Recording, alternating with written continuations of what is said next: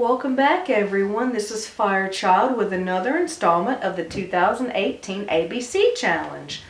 Today, our focus is going to be familiars. I know that usually when people hear the word familiar, the iconic image is of the little black cat that accompanies the witch on her broom as she flies through the night sky. But, of course, as we all know, it's much more complex than that.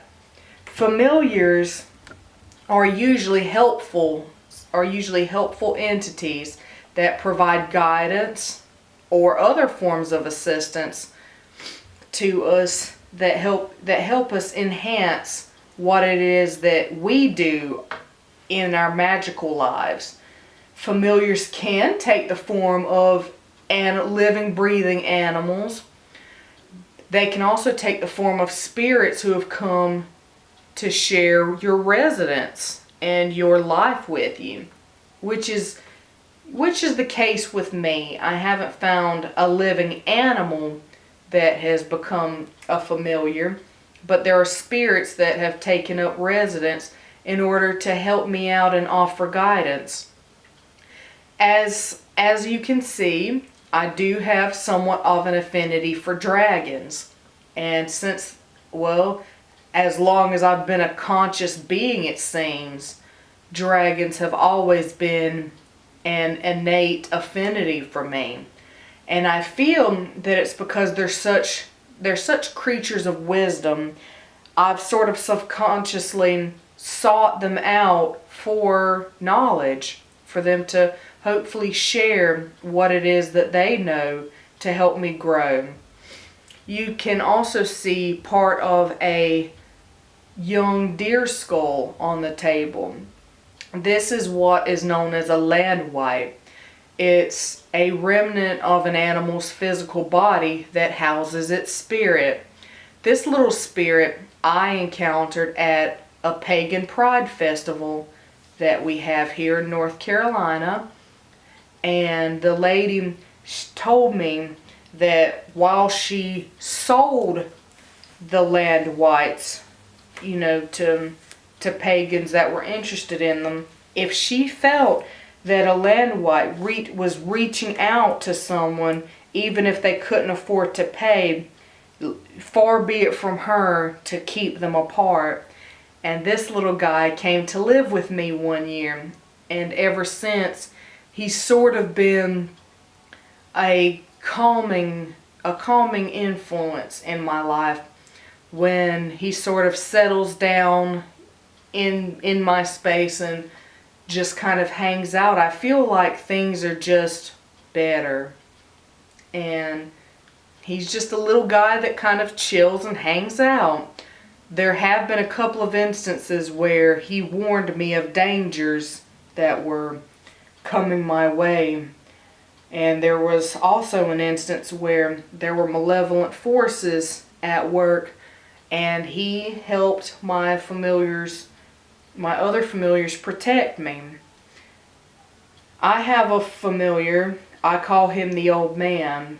I know a lot of people kind of, automatically jump to insanity when you start talking about voices in your head. But he's sort of a voice that's always been there, always talking to me. But it was only after I awakened as a magical being that I realized that even though he's always been there, the reason he was there was because he was my principal familiar. He had been offering me advice, sort of counseling me in some very troubled times since I was a child.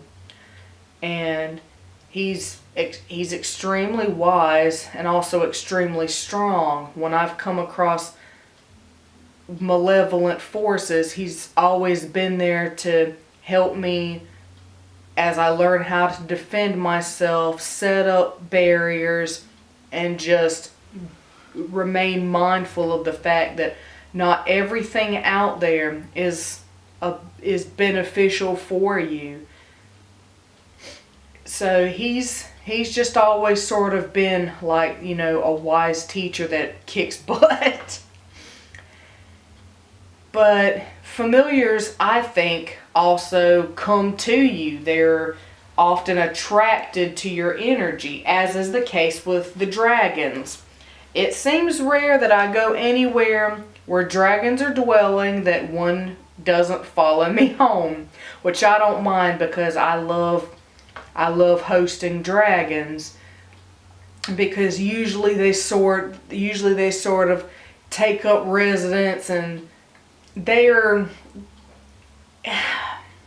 in a way, to me, they're sort of cheerful, because they're not encumbered by the worries that bog us down as humans. They're just living life. They're just doing what dragons do. So they cheer me up. And sometimes they travel with me, especially when I go long distances. At least one or two tags along to sort of keep an eye on me. With dragons, I've learned that they're not really concerned with the affairs of other creatures, as far as, the things that worry us, the things that stress us out. They're just kind of, hanging out. And I know a lot of people say that dragons are selfish creatures, but I don't feel that they're any more selfish than we are as human beings. So I think that we actually have that in common. And I think that if you are going to be host to a familiar, whether it's a dragon or it takes another form, I feel that as the host, you should do some things that make your familiar spirits more comfortable. With the dragons, for instance, I keep them in a space with lots of crystals. That's it. They sort of guard my crystal collection. Whenever I can just walk in to my house, if I have a new crystal in my pocket, they're sort of sniffing out and saying, "Hey, you got a new shiny rock, bring it here." So they don't really ask me for much. There have been cases, you can actually see there's a little red tiger's eye egg that's part of the crystal collection here. That's actually one of the few things that my dragons have specifically asked me for. I just happened to see it and I heard a voice say, "Hey, bring that home." I said, "Oh, well, okay then." So I don't feel like they're very I don't think they're any more demanding than other humans. So I have no problem sharing my life, sharing my space with dragons. I've heard other people say that dragons are quite exhausting, and this can be true, being as beings of purer energy than I feel most humans are. They're vibrating at a higher frequency than we usually do, and as such, it can be kind of exhausting when you work with them a lot. So my dragons are pretty in tune to my energy levels, and the fact that just sort of kind of being there and just doing things can have a taxing effect on me.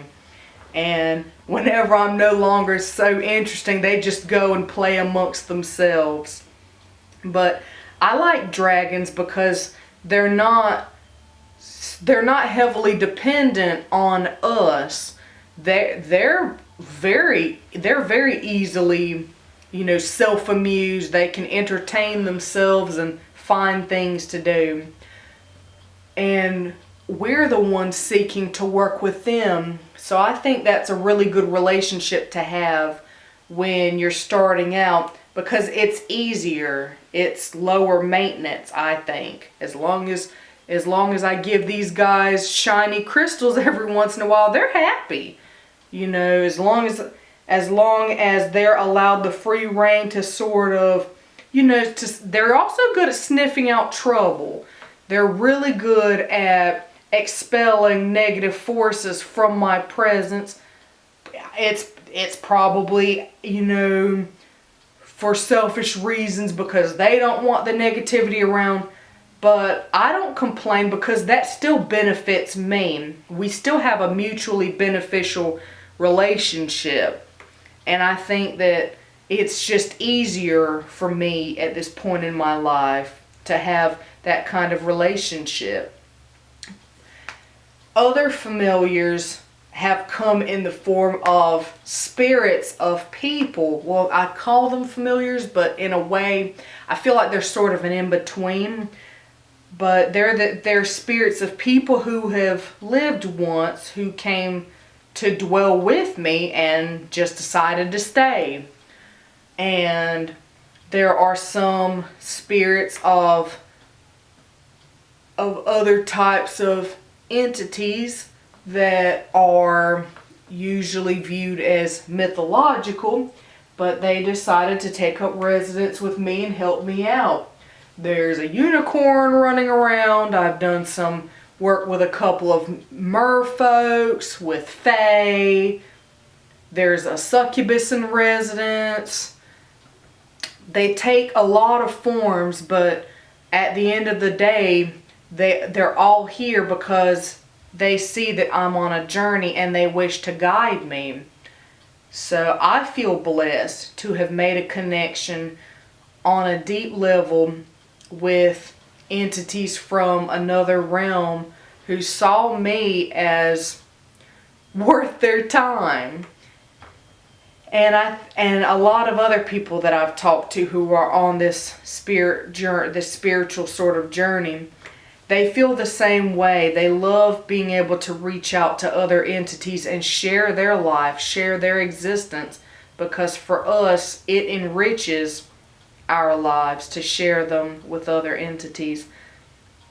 But what do you guys think about familiars? Do you feel that they're out kind of hanging out waiting for us to seek them out? Do you feel that they're the type of entities who choose you? How have you come into contact with your familiars? Do they stay with you? Or do they show up in times of crisis? Or are they sort of there for a season and then gone and show back up again when they feel like it? Some of mine are like that. How do you interact with them? How do you make them feel welcome in your life? Hopefully that'll get a nice dialogue started, and we will see you again with our next installment. Blessed be, and be safe.